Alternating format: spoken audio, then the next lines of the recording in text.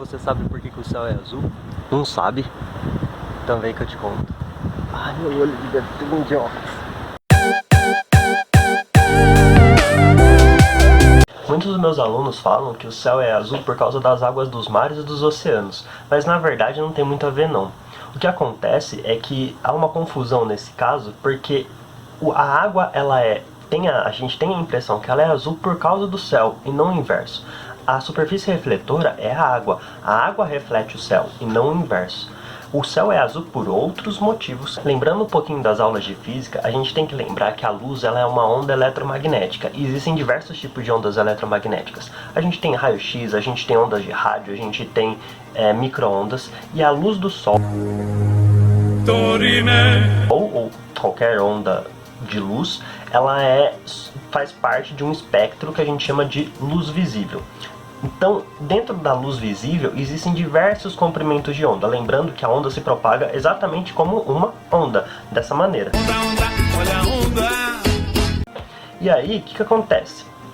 Dentro desse espectro de onda, existem diversos comprimentos de onda. É o que difere uma onda, a coloração de uma onda para outra. Tem onda com comprimento de onda maior, com a tonalidade mais para o vermelho, tem onda com comprimento de onda menor, com a tonalidade mais para o violeta, certo? Então a gente pode classificar esses tipos de ondas em 7 cores principais: vermelho, laranja, amarelo, verde, azul, anil e violeta. Tá pensando agora, esse violeta é aquele ultravioleta que causa tanto mal para nossa saúde, causando, por exemplo, câncer de pele? Não, aquele ultravioleta é outro tipo de radiação, outro tipo de onda eletromagnética. Esse violeta do espectro de luz é só violeta mesmo, não é o ultravioleta. Esse espectro de luz visível não causa nenhum dano pra gente, nenhum mal pra nossa saúde.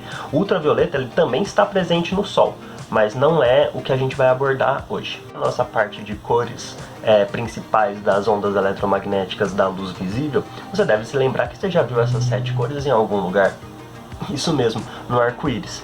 O arco-íris, ele é exatamente o espectro da cor visível. Ele tem ali as 7 cores primárias para o espectro da cor visível. E as outras comprimentos de onda variam nas tonalidades dessas cores.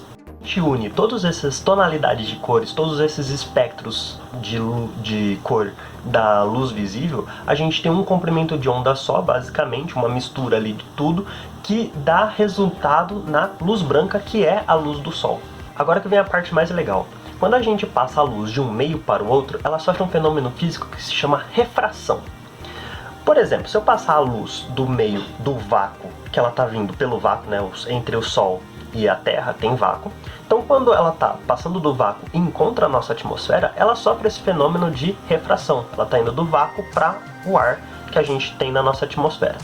E aí, essa refração, o que é? É a mudança do ângulo de incidência da luz. Então ela está vindo com um certo ângulo, quando ela encontra um outro meio diferente daquela que ela estava se propagando, ela muda o ângulo.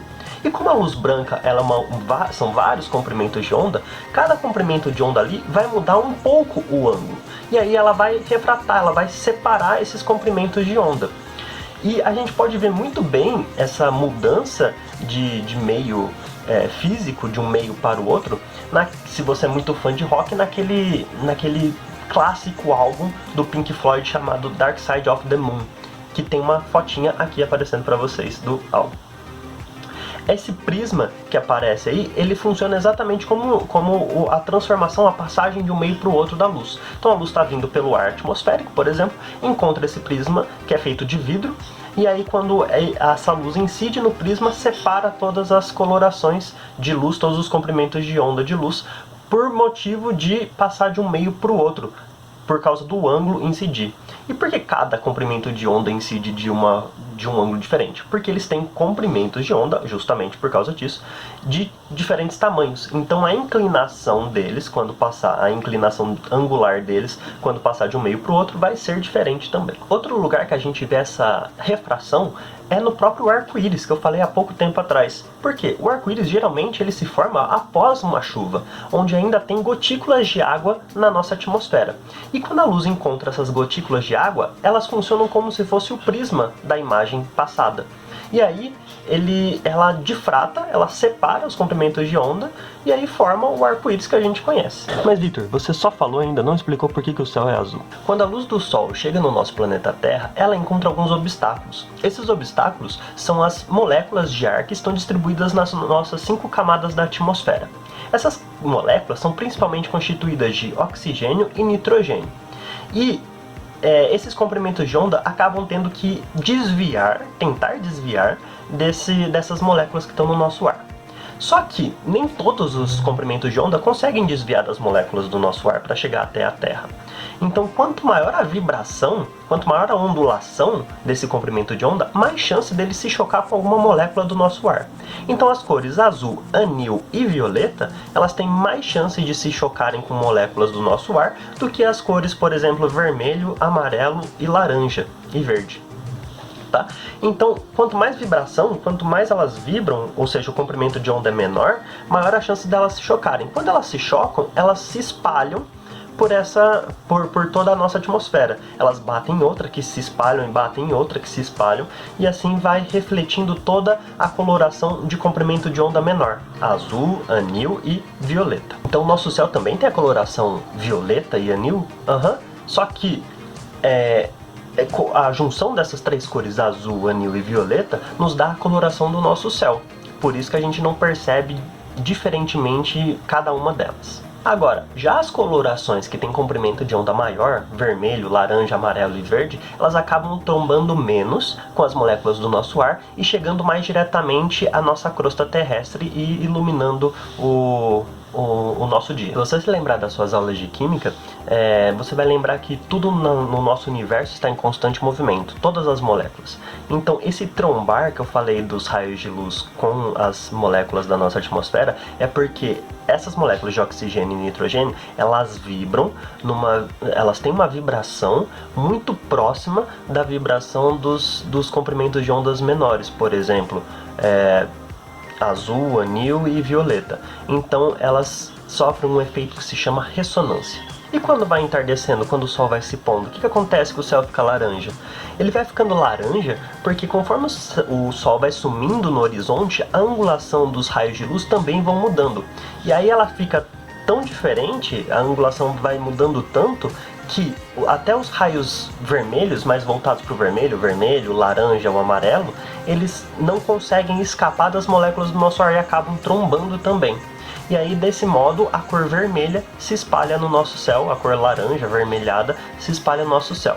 Isso também acontece se o céu estiver um pouco mais poluído no fim da tarde, porque quanto mais partículas tiverem no céu, por exemplo, de poeira e poluição, mais chance dos comprimentos de ondas trombarem nessas moléculas e se espalharem mais. Isso é o que acontece em Marte, por exemplo. Marte tem o céu avermelhado por causa da sua atmosfera, que constitui muito gás, com muitas partículas de poeira, com muitas partículas de CO2, com muitas partículas de vários outros gases, e aí por ter tanta partícula lá, até a luz vermelha não consegue escapar, e aí ela se espalha.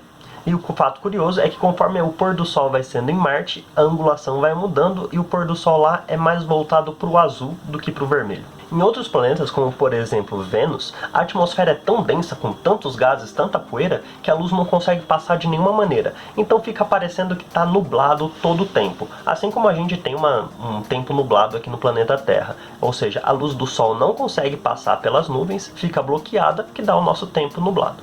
Planetas que não têm atmosfera, mesmo de dia, aparecem que estão de noite. Por quê? Como a luz, quando chega nesses planetas, não tem por onde se espalhar, não encontra moléculas para onde se espalhar porque não tem atmosfera, então os raios esses comprimentos de ondas não se espalham e não dão uma coloração para o céu.